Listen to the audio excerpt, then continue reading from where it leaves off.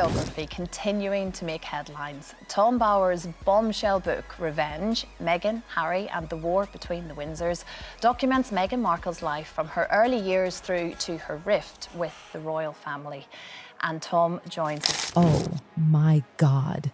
You won't believe what just came out. The scandal Meghan and Harry hoped would never come to light is finally here, and it is absolutely jaw-dropping. Tom Bower, the legendary investigative author, just dropped a bombshell. His latest book doesn't just throw shade. It blows up the entire fairy tale image Meghan and Harry have been pushing all along. You know, the "we're victims, we escaped the evil palace, we just want to be free" story? Yeah, that's getting shredded. Turns out that whole freedom narrative they sold us? A total illusion. According to Bower, this was never about love, courage, or purpose. It was a calculated game. What they packaged as romance and heroism. Nope. It's now being exposed as pure ambition, manipulation, and straight-up betrayal. Bombshell, and I think certainly it's true in this case.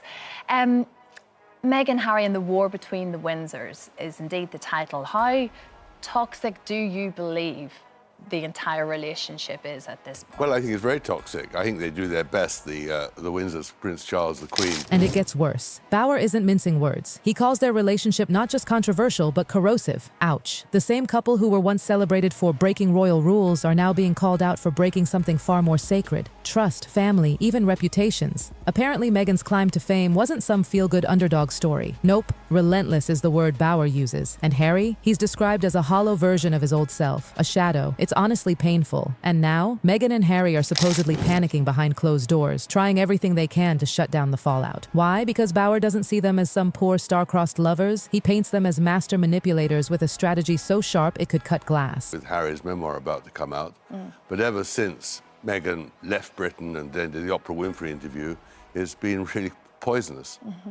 Well, before writing the book and researching the book, what camp were you in? Did you love the royal family? Did you respect Harry and Meghan? Or were you just fairly neutral? Bower digs in deep. He says every step, every smile, every frown, every Oprah interview was choreographed. Their courtship, calculated. The royal exit, scripted. Their whole media circus, designed like a Netflix series to milk public sympathy and cash in on the victim card. This wasn't love leading the way. It was business. Meghan brought the Hollywood playbook, and Harry, he brought the royal badge. Together, they built a brand that's always headline ready. Every lawsuit, every sob story, it was like chess moves. Perfectly timed, far from spontaneous. I didn't really begin thinking about Meghan other than interest until the Oprah Winfrey interview. So it was that interview that what sparked it. I thought that was just such a disgrace. And here's the part that'll make your jaw drop. Bower claims that this was all about turning themselves into international superstars, even if it meant twisting the truth and betraying their own families. Meghan's accusations, especially the big ones, bullying, racism, according to palace sources and legal documents that Bower dug up, they're not exactly airtight. Some are shaky, some are allegedly exaggerated, and some strategically dropped like PR grenades, not to seek justice, but to stir up attention and flip the royal family on its head. And guess what? Legal experts are saying this could actually cross the line into defamation. Yep, that's serious. In the UK, libel laws are no joke. If Meghan pushed too far, she might find herself at the center of a legal war she didn't see coming. This isn't just tabloid drama. This is real, legal, and dangerous.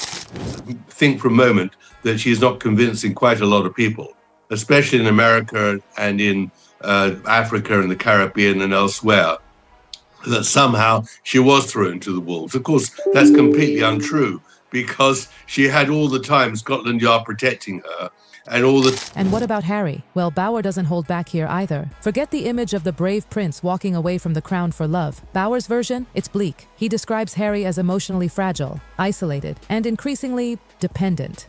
Insiders from the palace told Bower that Harry isn't the bold rebel we once admired. Instead, he's painted as lost, alone, and heavily influenced, some would say controlled, by Meghan. The decision-making, the media messaging, all Meghan. Harry, according to some aides, is just going along with it. It's heartbreaking. People speaking on her behalf. So it's a complete lie that she's perpetuating.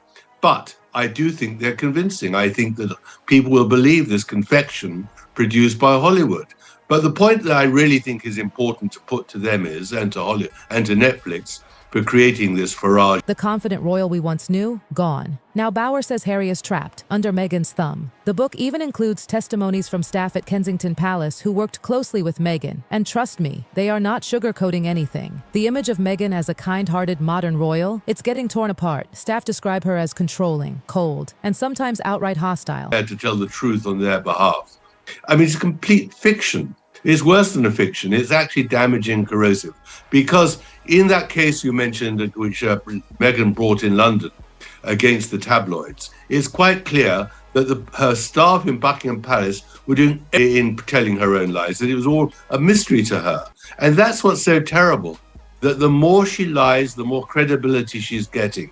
And that's thanks to Netflix and the Hollywood producers. And Harry, we are going to is part of it. We are going to hear who they are, as outlined in that trailer, 100%. And here's where it gets intense. Several aides actually resigned. Yep, walked out because they couldn't deal with the toxic environment anymore. The tantrums, the intimidation, the obsession with control, all of it's in the book. It wasn't just tough, it was ruthless. And Bauer doesn't stop there. One of the most devastating parts of his book, the way Meghan and Harry cut off family members who don't fall in line. Stories. And he is absolutely getting ready to say in this next 3 episodes that the palace and its staffers, courtiers, whatever, were planting negative stories on him and her. That's what she means, I think, clearly by they threw me to the wolves or they fed me to the wolves. By the way, it's the same thing. That they were going to be the dumping ground. So how is the palace likely to deal with that? Well, it was great difficulty because, of course, they're lying. They themselves created the bad press by behaving so irrationally and so hypocritically.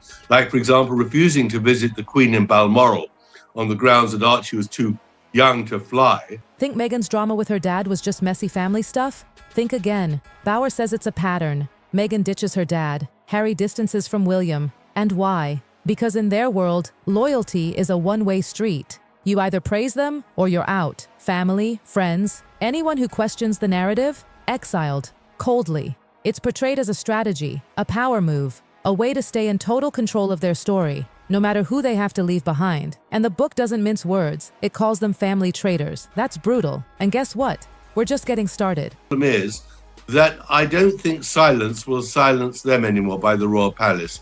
The Royal Palace is going to have to come out and give their version, because the only way the Sussexes can earn their living is by carrying on regurgitating their moans and complaints and lies. What do you make of the relationship now between these brothers? I heard you on with Dan Wootton on GB News saying Diana would be horrified at what her one son is doing to the other. Not to mention to King Charles now at the beginning of his reign. I mean, he's really trying to sabotage the whole thing from the look of it.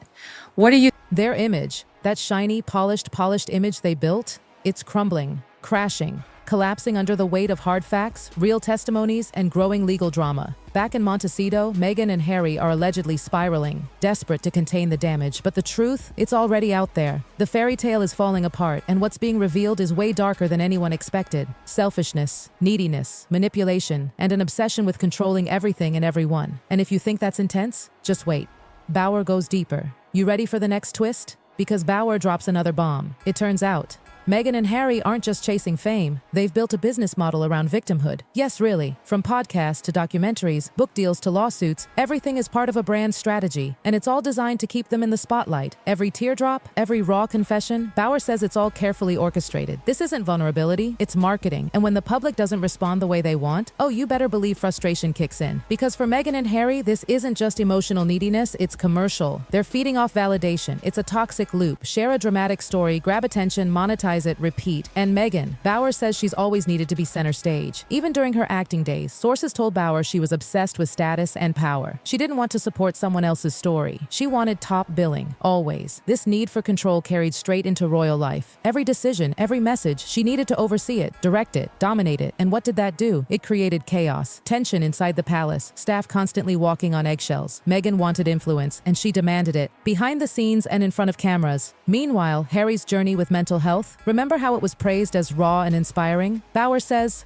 not so fast. He claims a lot of it was stage managed, packaged, polished to boost the brand. Was there some genuine emotion? Probably. But Bauer argues that so much of it was curated for maximum impact. That line between honest healing and media performance? Blurred. And now, Meghan's legal battles? They're backfiring. What once looked like her standing up for herself now seems, according to critics, like a tactic to silence people. From tabloids to her own relatives, Bauer says Meghan uses lawsuits to control the story. And it's turning the tide. Public opinion is shifting. People are starting to ask, is she fighting for truth or just fighting anyone who tells a different version of events? Her heavy-handed approach is making even some supporters uneasy. Instead of sympathy, it's starting to spark skepticism. And behind closed doors, things aren't looking good. Meghan and Harry's place in history may now be defined less by breaking away from the monarchy and more by how they tried to control the narrative after they did. They've alienated family, damaged reputations, weaponized sympathy, and now that sympathy, it's running out. Because the world's no longer seeing a love story.